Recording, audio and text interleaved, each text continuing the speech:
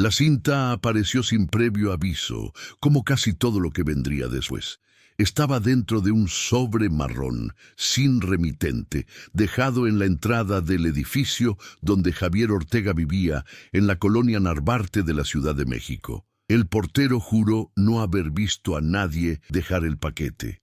No había cámaras en ese lugar específico. Solo el nombre de Javier estaba escrito a mano, con una letra irregular y muy apretada, como si el autor estuviera enojado o tuviera prisa. Javier había trabajado 15 años como técnico forense de audio para una empresa externa que prestaba servicios al Ministerio Público. Su trabajo no era glamuroso, solo horas aislado en salas acústicamente aisladas, limpiando ruidos, restaurando grabaciones casi inaudibles y transcribiendo voces que la mayoría de las veces pertenecían a personas que preferían no ser reconocidas. Conocía timbres, pausas, respiraciones. Sabía cuándo una voz mentía, cuándo temblaba, cuándo transmitía algo que no aparecía en el papel. Por lo tanto, cuando encontró la cinta de casete dentro del sobre, su primer instinto fue profesional, no emocional. Era un objeto antiguo, una de esas cintas magnéticas que llevaban al menos 2 décadas sin circular. La etiqueta estaba parcialmente arrancada, dejando solo una palabra escrita con bolígrafo azul. Escuchando.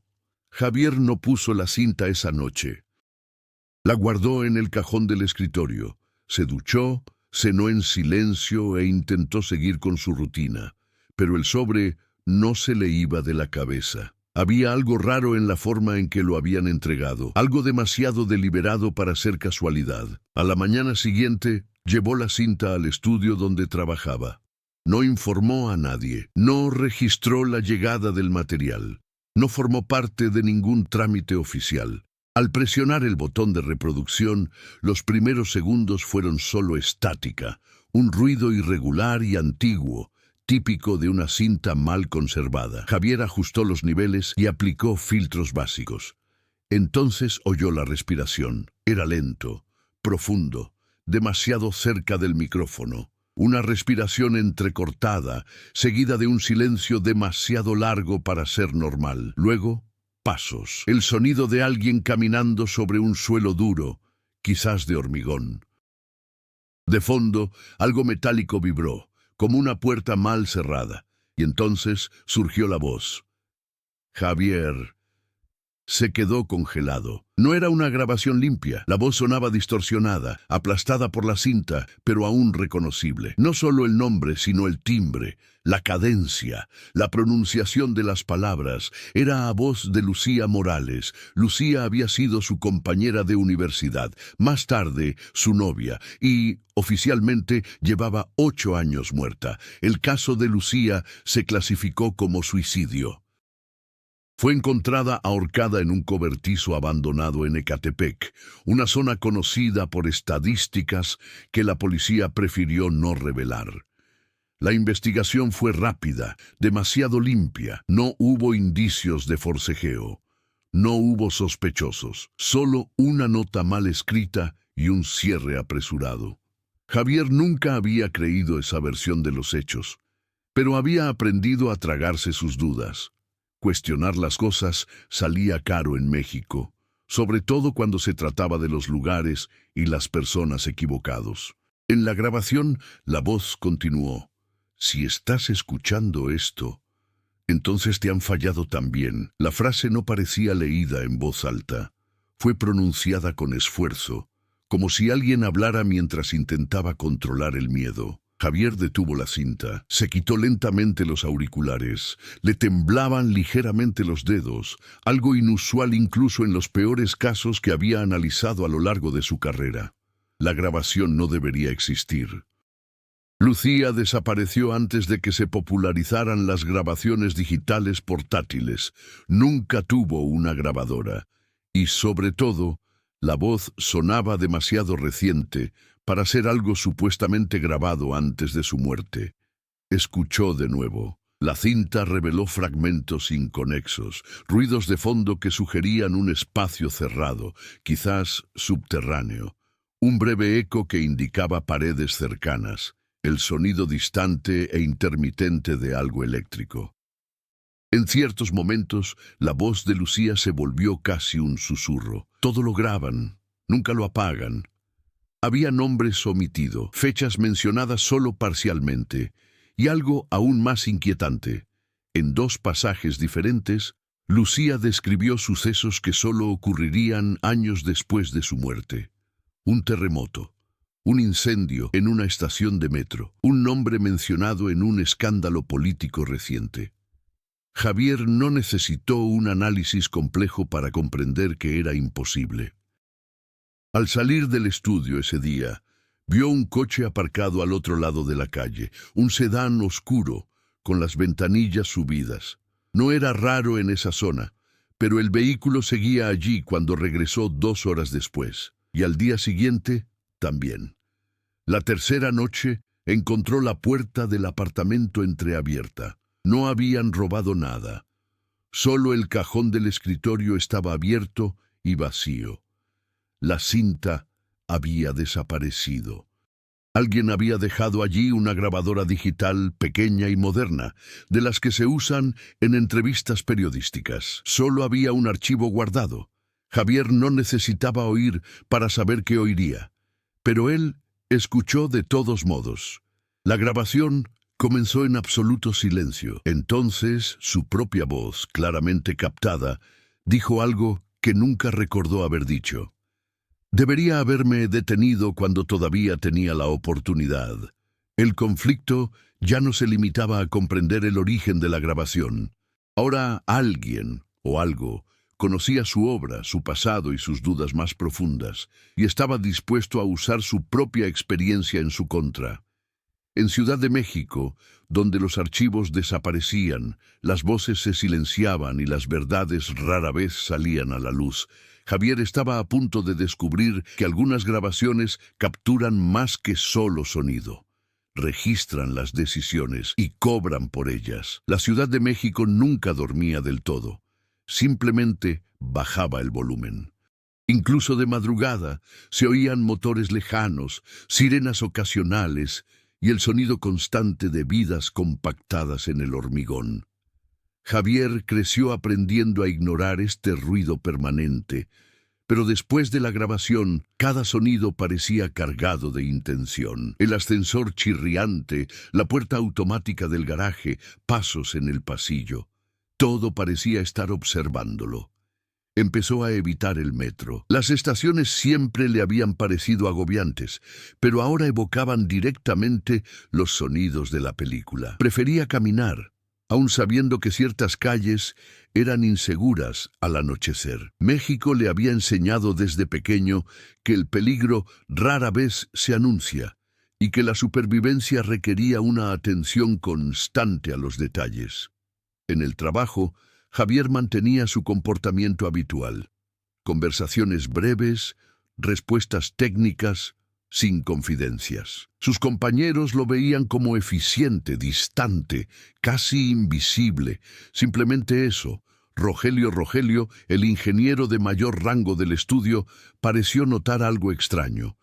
Conocía los atajos del sistema, los archivos que nunca se incluían en los registros oficiales, las solicitudes que llegaban sin membrete. Era un hombre moldeado por décadas de silencio institucional. Lucía también conocía este mundo. Había estudiado periodismo de investigación y pasó los últimos años de su vida intentando conectar desapariciones sin resolver con contratos con empresas de seguridad privada. Creía que ciertas grabaciones filtradas, supuestamente perdidas, contenían pruebas de extorsión que involucraban a políticos locales y grupos paramilitares. Javier recordaba cómo hablaba en voz baja al explicar sus hallazgos, incluso dentro de su propio apartamento. Su relación se deterioró cuando Lucía se negó a abandonar la investigación.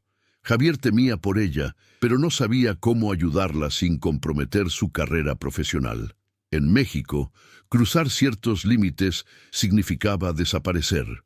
Había optado por mantenerse al margen, convencido de que la prudencia era una forma de protección. El antagonista de esa historia no tenía un rostro definido. No era un individuo aislado, sino una estructura difusa compuesta por empresas, autoridades e intermediarios. Un sistema que se alimentaba de registros, escuchas telefónicas y archivos, utilizando la información como moneda y arma. Javier siempre había trabajado limpiando pruebas de audio para este mismo sistema, aunque indirectamente.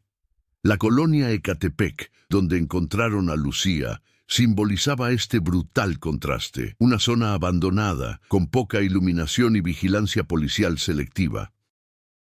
Javier solo había visitado el lugar una vez, acompañado por un investigador que parecía más interesado en resolver el caso que en comprenderlo. Ningún vecino quería hablar, ninguna cámara funcionaba esa noche. Ahora, años después, la ciudad parecía estar recuperando fragmentos del pasado. Javier empezó a notar nuevos grafitis cerca de su casa, símbolos abstractos que no reconocía. Uno de ellos se repetía en diferentes puntos de su camino al trabajo, siempre cerca de cuadros eléctricos o postes de vigilancia. No sabía si estaba relacionado con la grabación o si su mente buscaba patrones donde no lo sabía. Rogelio lo llamó para charlar una tarde lluviosa. Habló de un antiguo proyecto gubernamental que implicaba el almacenamiento masivo de audio ambiental, desactivado oficialmente tras las quejas. Dijo que algunos archivos nunca se borraron. También dijo que algunas personas creían que el sistema seguía operando clandestinamente. Javier escuchó sin hacer comentarios, pero sintió el peso de las palabras asentándose en lugares que prefería mantener en secreto. Lucía emergió no solo como un recuerdo preciado, sino como una pieza central de algo más grande. Su voz en la grabación no sonaba como un grito de auxilio, sino como una advertencia tardía. Javier empezó a comprender que su omisión pasada podría haberle costado más de lo que imaginaba. La Ciudad de México, con sus contrastes extremos, no ofrecía respuestas fáciles, solo capas de ruido, de historias interrumpidas y de verdades enterradas. Javier formaba parte de este ecosistema, quisiera o no, y cuanto más profundizaba, más se daba cuenta de que el mundo que lo rodeaba siempre había funcionado así. Simplemente, antes había decidido no escuchar. Javier empezó a actuar metódicamente, no por valentía. La grabación había cambiado la naturaleza del problema, y él comprendía mejor que nadie que improvisar ante un sistema invisible era la forma más rápida de desaparecer. Empezó copiando el archivo de la grabadora digital a 3 dispositivos diferentes, usando ordenadores que no estaban conectados a la red. Guardó cada copia en ubicaciones separadas, elegidas más por intuición que por lógica. En el estudio, aceptó un encargo inusual: restaurar el audio ambiental capturado durante una antigua operación policial. La solicitud provenía de un sector intermediario, sin nombres claros. Javier notó patrones familiares en ese material: frecuencias superpuestas, microcortes artificiales, compresión selectiva. Era el mismo tipo de tratamiento presente en la cinta de Lucía. No era casualidad, era una firma técnica. Comenzó a comparar espectros de sonido. Cruzó el ruido de fondo, analizó las reverberaciones e identificó fallos recurrentes en el procesamiento. Todo apuntaba al uso de un sistema automatizado desarrollado para capturar audio continuo y separar las voces de interés. No se trataba solo de vigilancia, sino de conservación del sonido. Alguien decidía qué debía permanecer audible y qué se descartaba. Los obstáculos surgieron rápidamente: una denegación de acceso por aquí, un archivo dañado por allá. Un correo electrónico interno advertía que el proyecto había sido archivado permanentemente. Javier ignoró las advertencias y continuó. Usó credenciales antiguas, explotó vulnerabilidades conocidas, recuperó fragmentos que ya no deberían existir. Cada avance venía acompañado de una clara sensación de ser vigilado, no físicamente, sino sistemáticamente. Fuera del trabajo, la presión aumentaba. El sedán oscuro reapareció, esta vez a distintas horas. Una vez estuvo estacionado frente al edificio toda la noche. Javier no llamó a la policía. Sabía que eso solo formalizaría su presencia en el radar equivocado. Prefirió cambiar de rutina, tomar rutas alternativas, integrarse en el caótico flujo de la ciudad. Rogelio se convirtió tanto en un riesgo como en un recurso. Javier empezó a hablar con él en lugares públicos, mercados ruidosos, puestos callejeros. Hablaban en claves técnicas, como si hablaran de asuntos triviales del trabajo. Rogelio confirmó lo que Javier sospechaba. El sistema nunca se había apagado, solo había sido externalizado, fragmentado, oculto bajo contratos de mantenimiento. Mientras tanto, aparecieron nuevos fragmentos en la grabadora digital sin que Javier los añadiera. Archivos pequeños, con fechas futuras. En uno de ellos, Lucía describió una reunión que aún no se había celebrado, mencionando un edificio específico en el centro histórico. Javier reconoció la dirección. Era donde antes estaba un antiguo centro de telecomunicaciones. Ahora operaba como una empresa privada. La decisión de ir no fue heroica, sino inevitable. Javier entró en el edificio haciéndose pasar por un técnico contratado. El interior parecía demasiado normal. Oficinas luminosas, empleados indiferentes, ninguna señal evidente de ilegalidad, pero los sonidos decían lo contrario. El zumbido constante no provenía del aire acondicionado, sino de servidores ocultos tras paredes falsas. No pudo acceder al equipo, pero captó algo más importante. Voces, cientos de ellas, superpuestas, filtradas, archivadas.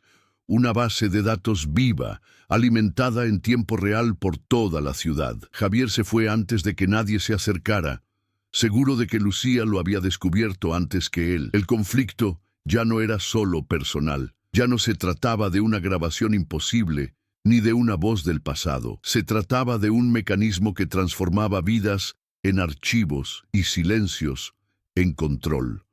Javier comprendía ahora que cada paso adelante hacía imposible cualquier retorno, y sin embargo, continuar era la única opción que quedaba. Javier empezó a darse cuenta de que no estaba solo en la investigación, incluso cuando creía actuar en silencio.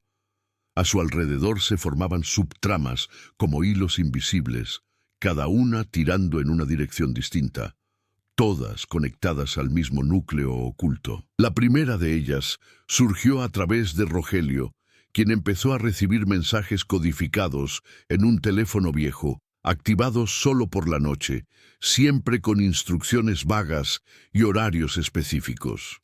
Estas reuniones se llevaban a cabo en lugares insólitos, como lavanderías y pequeños cafés de barrio, donde el ruido constante ahogaba cualquier intento de escucha. Rogelio nunca mencionaba nombres, solo cargos, funciones y relaciones de dependencia. Javier comprendía que había extécnicos oficialmente despedidos, pero aún atados por contratos informales y amenazas veladas. Personas que sabían demasiado como para desaparecer por completo. Otra subtrama se desarrolló cuando Javier descubrió que Lucía no estaba investigando sola. Había un pequeño grupo de periodistas independientes dispersos tras su muerte, cada uno con fragmentos incompletos de la misma historia. Algunos se habían mudado a otros países. Otros habían abandonado el periodismo. Una de ellas, Elena Cruz, permaneció en la Ciudad de México, trabajando como productora de una radio comunitaria. Javier empezó a escuchar los programas de Elena con atención técnica. Intercalados con música regional y anuncios locales, se veían entrevistas aparentemente inocentes, pero con pausas extrañas, cortes abruptos y ruidos ajenos a la emisión original. Reconoció allí un lenguaje paralelo, una forma de comunicación basada en frecuencias e interrupciones. No era casualidad, era supervivencia adaptada. La presión del tiempo empezó a aumentar cuando aparecieron nuevos archivos en la grabadora digital, ahora con fechas muy cercanas al presente. En uno de ellos, la voz de Lucía mencionaba un plazo breve, hablaba de una ventana que se cerraría rápidamente. Javier no sabía qué sucedería al final de ese periodo, pero sentía que el sistema reaccionaba a cada uno de sus movimientos, ajustándose como un organismo vivo. Mientras tanto, el sedán oscuro desapareció. En su lugar, surgieron señales más sutiles. Un vecino que hacía demasiadas preguntas, un técnico de Internet insistente, un correo electrónico de actualización de contrato que Javier nunca había solicitado. Nada era directamente amenazante, pero todo indicaba una vigilancia constante. La vigilancia se había vuelto difusa, integrada en la vida cotidiana. La subtrama más inquietante surgió cuando Javier se dio cuenta de que el sistema no solo registraba el pasado, sino que anticipaba patrones. Ciertos archivos contenían simulaciones, reconstrucciones de eventos aún no ocurridos, basadas en probabilidades de comportamiento. La grabación de su propia voz parecía formar parte de este mecanismo, no como un registro, sino como una proyección. Las historias paralelas comenzaron a converger. Rogelio reveló que algunos técnicos creían que el sistema había desarrollado una autonomía operativa limitada. No reflexionaba, sino que reaccionaba. Ajustó prioridades, eliminó riesgos y preservó estructuras. Lucía habría sido clasificada como ruido peligroso. Javier ahora ocupaba la misma categoría. El tiempo se agotaba. Elena anunció la inesperada cancelación de su programa.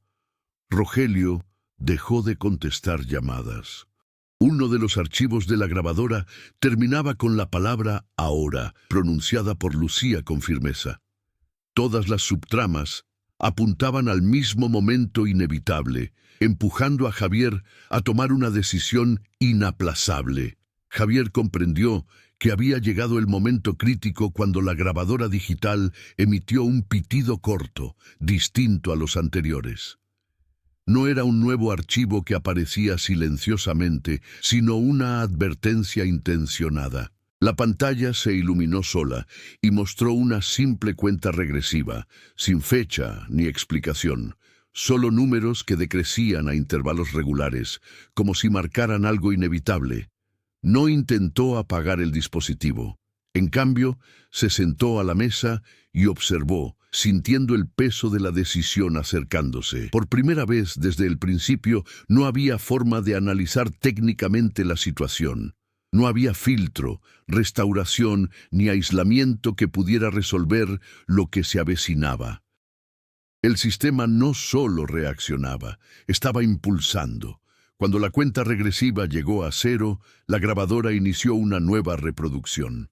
La voz de Lucía se escuchó más clara que nunca, sin distorsión, como si hubiera sido grabada minutos antes. El ambiente sonoro era diferente al anterior. No había eco ni ruido industrial, solo silencio y respiración controlada. Lucía habló del error central. Dijo que creía estar denunciando a individuos cuando en realidad estaba exponiendo procesos. El sistema no dependía de personas específicas.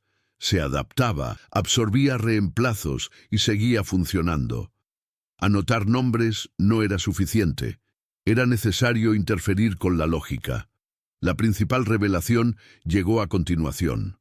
Lucía explicó que el sistema no podía eliminar registros críticos una vez almacenados. Para funcionar, necesitaba mantener un núcleo inmutable de datos originales, utilizado como referencia para todas las proyecciones futuras. Este núcleo estaba físicamente aislado, fuera de las redes comunes, protegido por redundancias analógicas.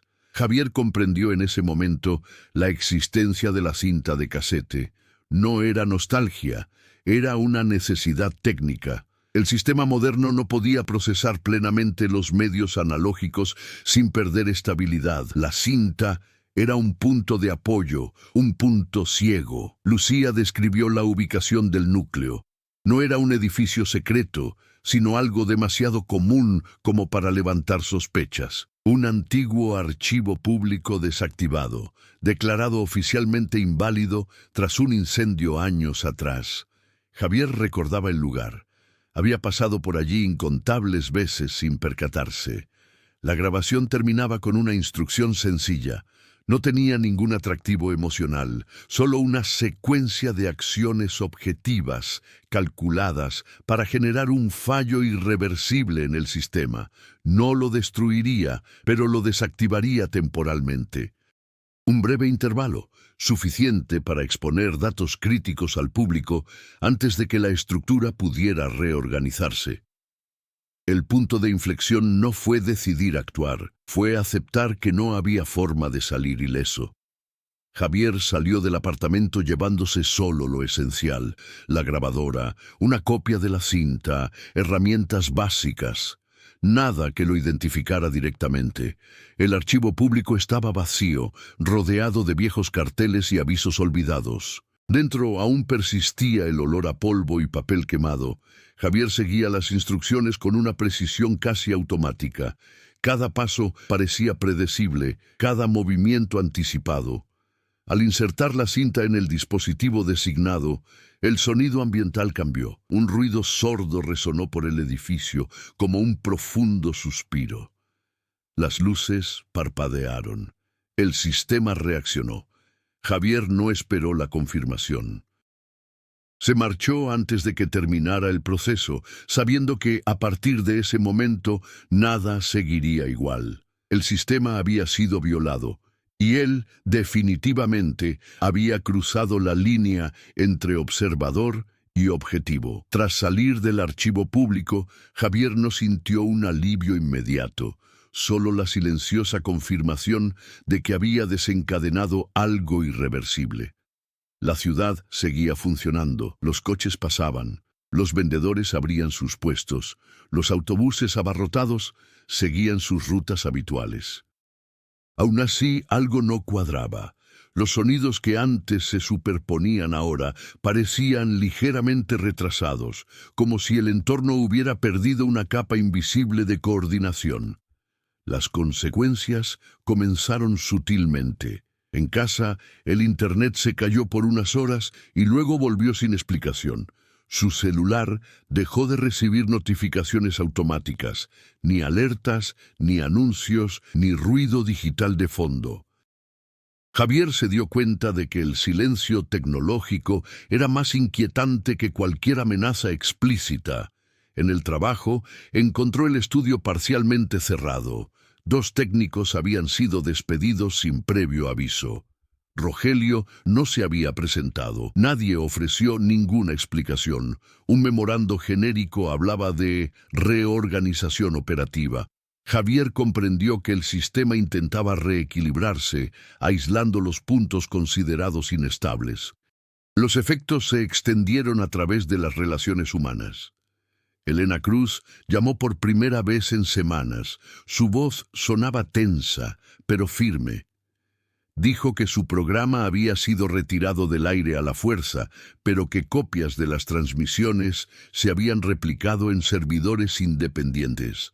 Otras radios comunitarias comenzaron a retransmitir el material, como si solo hubieran esperado una oportunidad. Javier se dio cuenta de que la brecha creada por la falla era real, pero limitada. El sistema seguía existiendo, solo que operaba con retraso, incapaz de predecir el comportamiento con la misma precisión. Personas que antes se consideraban irrelevantes comenzaron a actuar. Surgieron quejas, se filtraron documentos. Las grabaciones de audio circularon en redes alternativas. Las reacciones no fueron solo institucionales. Javier empezó a notar cambios sutiles en el comportamiento de quienes lo rodeaban. Conversaciones en voz más alta, interrogatorios directos. Un taxista comentó sobre escuchas telefónicas ilegales como si fuera algo de dominio público. El miedo seguía presente, pero había perdido parte de su efectividad. Al mismo tiempo, surgieron indicios de represalias. Una notificación formal llegó al apartamento de Javier. informándole de la rescisión de su contrato por incumplimiento del protocolo. Se le bloqueó el acceso a los sistemas oficiales. Las cuentas bancarias sufrieron retrasos inexplicables. Nada explícito, todo calculado para ejercer presión sin desenmascarar a los responsables. La grabadora digital permaneció en silencio durante días. Javier no sabía si esto significaba éxito o preparación. Dormía poco, siempre atento a los ruidos externos. No apareció ningún coche sospechoso, pero esto no le tranquilizó. La ausencia podría ser estratégica. Rogelio reapareció solo una vez, dejando una breve nota en papel normal. Comentó que algunos departamentos habían entrado en conflicto interno y que las decisiones automatizadas se estaban revisando manualmente. Ahora se tomaban decisiones que antes se delegaban al sistema. Esto generaba errores, disputas y fallos humanos. Javier comprendió que esta era la consecuencia más profunda. Al interferir con la lógica automática, había devuelto la responsabilidad a quienes preferían esconderse tras los procesos. El sistema no se había derrumbado, pero había perdido su aura de inevitabilidad. La ciudad reaccionó de forma desigual. En algunos barrios, nada había cambiado. En otros, se suspendieron las operaciones, se revisaron los contratos y se reabrieron las investigaciones. El frágil equilibrio comenzó a tambalearse. Javier sabía que la ruptura no duraría. El sistema aprendería, se reajustaría. Aún así, algo había cambiado para siempre. La idea de que todo era inevitable se había desmoronado. No era un héroe ni esperaba reconocimiento. Simplemente aceptó las consecuencias de haber actuado cuando antes había guardado silencio. Y por primera vez, esta carga parecía ser compartida. Javier comprendió que sobrevivir no solo significaba mantenerse con vida, sino adaptarse a un mundo que ahora exigía una postura. El periodo de fracaso sistémico expuso sus debilidades, pero también reveló cuánto necesitaba cambiar él mismo para no repetir el patrón de inacción que lo había llevado allí. Ya no existía la protección del anonimato técnico. Cada acción requería una intención clara. Sin su trabajo en el estudio, Javier tuvo que reorganizar su rutina. Vendió equipos viejos, cambió su apartamento por una habitación alquilada en una zona más concurrida y empezó a circular a horas impredecibles. El cambio no fue una vía de escape, sino una experiencia práctica de aprendizaje. Ahora comprendía que la previsibilidad era una forma de vulnerabilidad. El crecimiento no llegó como una epifanía, sino como una acumulación de pequeñas decisiones. Javier comenzó a colaborar con grupos independientes de análisis de datos, utilizando sus conocimientos para validar audios filtrados e identificar manipulaciones. No firmó informes ni compareció en entrevistas. Trabajaba entre bastidores, pero con un propósito consciente, a diferencia del pasado. El recuerdo de Lucía dejó de ser solo culpa. Se convirtió en un referente ético. Javier empezó a repasar viejas conversaciones, no para castigarse, sino para comprender dónde podría haber actuado de otra manera. Esta revisión ya no lo paralizaba, guiaba sus decisiones presentes. Surgieron nuevos desafíos a medida que el sistema comenzó a reorganizarse. Los fallos disminuyeron, pero no desaparecieron. Javier necesitaba operar en un entorno híbrido donde coexistían la vigilancia y el error. Aprendió a trabajar con márgenes de riesgo, aceptando que no todo podía controlarse. Elena Cruz reapareció como una aliada activa. Juntos establecieron protocolos sencillos para el intercambio seguro de información. Nada demasiado sofisticado como para llamar la atención. El crecimiento residió precisamente en la moderación, en la decisión de no expandirse más allá de lo necesario. Javier también tuvo que lidiar con un miedo residual. No el miedo paralizante de antes, sino un estado de alerta constante. En lugar de negarlo, lo integró a su rutina. Largas caminatas, escucha atenta de la ciudad, observación consciente de los sonidos que lo rodeaban. El ruido había dejado de ser una amenaza abstracta para convertirse en una herramienta. La transformación personal se hizo visible en sus gestos. Javier habló de forma más directa, evitando ambigüedades innecesarias. No aceptaba trabajos sin comprender su impacto. Rechazaba propuestas que antes habría considerado neutrales. El crecimiento no fue heroico, sino constante. Al aceptar que no podía deshacer el pasado, Javier dejó de intentar compensarlo con silencio. Su evolución residía en actuar dentro de límites realistas, sin ilusiones de control total. El sistema seguía existiendo. El riesgo también, pero ya no era solo un engranaje pasivo de la máquina. Esta superación no puso fin al conflicto externo, pero redefinió el interno. Javier no buscaba la redención, sino la coherencia entre lo que sabía y lo que hacía. Y eso, en ese contexto, ya representaba una forma concreta de resistencia. Javier sabía que la fase de preparación no permitiría errores improvisados. El sistema comenzaba a recuperar su capacidad de anticipación, aún imperfecta, pero suficiente para detectar patrones recurrentes. Por lo tanto, cada movimiento debía tener un propósito final, sin adornos narrativos ni desvíos innecesarios. Ya no había margen para la experimentación. El primer paso fue cortar cabos sueltos. Javier destruyó copias antiguas de archivos que no se usarían, eliminó contactos intermediarios y redujo los canales de comunicación al mínimo. No era paranoia, sino concentración. Cuantos menos caminos abiertos hubiera, menos posibilidades tenía el sistema de detectarlo. Elena también ajustó su desempeño. Su trabajo se volvió exclusivamente offline durante varias semanas, sin transmisiones ni publicaciones. El silencio estratégico fue parte de la preparación. Javier comprendió que el clímax requeriría contraste y que la prolongada ausencia causaría impacto cuando la información finalmente saliera a la luz. Rogelio nunca reapareció, pero dejó claras señales de cierre. Se borraron cuentas antiguas. Los registros técnicos que solo él poseía desaparecieron de los servidores. Fue una retirada calculada, no cobarde. Había cumplido con su función el mayor tiempo posible. La grabadora digital volvió a mostrar actividad, pero ahora sin mensajes Solo breves directos. grabaciones Ambientales, captadas en lugares donde Javier aún no había estado. El sistema intentaba recuperar impulso, reconstruyendo mapas de sonido a partir de datos incompletos. Javier aprovechó esto, alterando rutas e induciendo predicciones falsas. La preparación requirió resolver subtramas pendientes.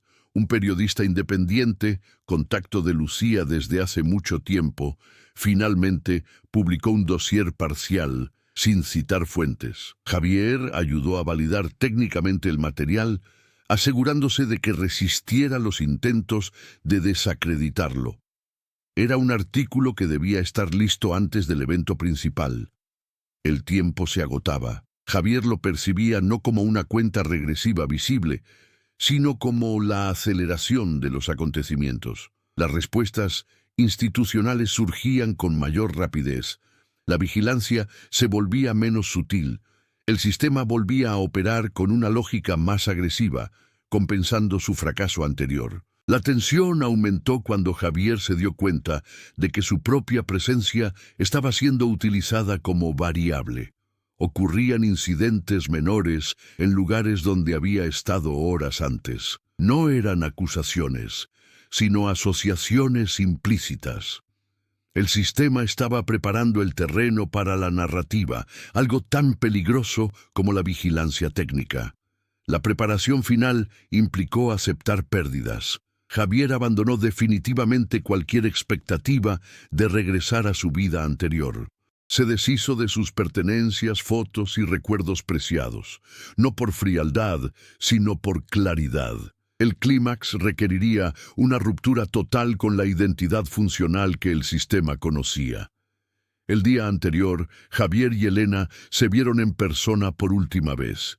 No discutieron planes detallados, solo coincidieron en principios. Si algo salía mal, la información debía mantenerse oculta, no protegida. La historia debía existir sin ellos. La ciudad parecía presentir lo que se avecinaba. El ruido había aumentado, las sirenas eran más frecuentes, los helicópteros volaban de noche. Javier caminó durante largas horas, memorizando sonidos, rutas, posibilidades. Cada paso era una preparación física y mental. Cuando regresó a la habitación alquilada, la grabadora estaba encendida, capturando el silencio. Javier no la apagó. Dejó que lo grabara todo. La preparación había terminado. El siguiente paso ya no sería un ajuste, sino una confrontación directa con la lógica que había intentado permanecer invisible. El clímax estaba cerca y ya no habría lugar para correcciones. El enfrentamiento no comenzó con explosiones ni persecuciones, sino con sonido. Javier se dio cuenta de ello en el instante en que la grabadora digital empezó a emitir, en tiempo real, una superposición caótica de voces provenientes de diferentes partes de la ciudad. No eran archivos antiguos, ni predicciones futuras. Eran transmisiones en vivo, capturadas sin filtros, como si el sistema hubiera perdido su capacidad de priorizar. Caminaba por el centro histórico cuando ocurrió. El ruido urbano se mezclaba con las grabaciones, creando un campo sonoro inestable. Javier no intentó esconderse. Sabía que ese era el momento en que su transformación debía manifestarse no como técnica, sino como acción directa. El clímax exigía presencia. Javier entró en un edificio público abandonado cerca del antiguo centro de telecomunicaciones y conectó la grabadora a un transmisor improvisado, preparado días antes. No era tecnología avanzada, solo la suficiente para difundir la señal sin procesar por las frecuencias locales. El objetivo no era el control, sino la exposición. El sistema reaccionó de inmediato. Las luces exteriores se apagaron por unos segundos. Las alarmas se activaron en los edificios vecinos. El ruido aumentó, volviéndose casi físico. Javier sintió náuseas, pero mantuvo la conexión activa. Las voces ahora incluían comandos automáticos, intentos de corrección, protocolos de emergencia que se ejecutaban sin coordinación central. El punto de inflexión llegó cuando la voz de Lucía reapareció, no como una grabación aislada, sino integrada en la transmisión. Describió el funcionamiento del sistema con un lenguaje sencillo y accesible, mientras el propio sistema intentaba suprimir esa información. Cada intento de bloquearla generaba más interferencias, más fallos audibles. Javier comprendió entonces que el sistema no podía soportar una transparencia total. Había sido diseñado para operar en capas ocultas, no bajo exposición continua. Su fortaleza residía en el silencio selectivo. Al eliminar esa capacidad, se volvió vulnerable. La gente empezó a acercarse al edificio, atraída por el sonido inusual que transmitían radios, celulares y equipos improvisados. No lo entendían todo, pero presentían que algo real estaba sucediendo. El miedo dio paso a una curiosidad activa. El sistema intentó una última maniobra. Comenzó a transmitir una grabación de la voz de Javier, simulando una confesión inventada. Era la estrategia final: desacreditar a la fuente. Javier reconoció su propia voz, pero no se acobardó. Habló al micrófono en tiempo real, describiendo con exactitud lo que estaba sucediendo. La superposición de las dos versiones reveló la manipulación sin lugar a dudas. Esa fue la transformación visible. Javier ya no era el técnico silencioso que corregía los ruidos ajenos. Se había convertido en alguien dispuesto a insertar su propia voz en el caos, arriesgándose a ser escuchado y cuestionado. No buscaba autoridad, solo autenticidad. El sistema comenzó a fragmentarse operativamente. No colapsó, pero perdió coherencia. Los núcleos desconectados comenzaron a actuar de forma contradictoria. Los protocolos entraron en conflicto. La automatización reveló sus limitaciones al enfrentarse a la impredecible participación humana. Cuando cesó la transmisión, no hubo aplausos ni una conclusión clara, solo un silencio denso, a diferencia de la anterior. Javier apagó el equipo y abandonó el edificio sin obstáculos. Sabía que el conflicto central se había resuelto no destruyendo el sistema, sino rompiendo su lógica dominante. La ciudad volvía a su sonido habitual, pero algo seguía alterado. La gente ahora sabía que se les escuchaba y, lo más importante, que podían escuchar de vuelta. Javier desapareció entre el flujo urbano, no como un fugitivo, sino como alguien que finalmente había decidido actuar conforme a lo que siempre había sabido. El clímax no fue un final absoluto, sino un punto irreversible. El sistema seguiría existiendo, pero nunca volvería a funcionar de la misma manera, y eso fue suficiente. Tras el enfrentamiento, no hubo pronunciamientos oficiales inmediatos ni disculpas públicas. La consecuencia más evidente fue el retraso. Procesos que antes se movían con precisión automática comenzaron a estancarse. Se suspendieron decisiones, se congelaron contratos y se reabrieron investigaciones con justificaciones administrativas. Nada parecía estar relacionado con esa noche, pero Javier sabía que era consecuencia directa de la exposición del audio. La lógica del sistema no se había destruido, solo se había desorganizado. Sin la capacidad de operar en completo silencio, su eficiencia se desplomó. La gente empezó a cuestionar órdenes que antes simplemente cumplían. Los técnicos exigieron registros formales. Las autoridades solicitaron informes que no existían. La máquina seguía funcionando, pero ahora crujía. Elena Cruz reanudó sus transmisiones semanas después. Esta vez abiertamente, no habló directamente sobre el suceso, sino sobre la vigilancia, la memoria colectiva y la responsabilidad institucional. La audiencia reaccionó con una atención inusual. El miedo seguía presente, pero mezclado con desconfianza. Esto alteró el equilibrio. Algunos periodistas que se habían distanciado de las noticias volvieron a publicar. No grandes revelaciones, sino historias pequeñas y específicas, difíciles de borrar sin llamar la atención. El sistema respondió de forma fragmentada, a veces exagerada, a veces negligente. Cada error suscitaba nuevas preguntas. Javier no mantuvo contacto directo con Elena después del clímax. Era parte del acuerdo tácito, la información necesaria para sobrevivir sin vínculos fácilmente rastreables. Siguió los efectos a distancia, a través de la radio comunitaria, foros anónimos y conversaciones callejeras. Personalmente, su vida fue discreta e inestable. Se mudó de ciudad 2 veces, siempre dentro del país, evitando patrones fijos.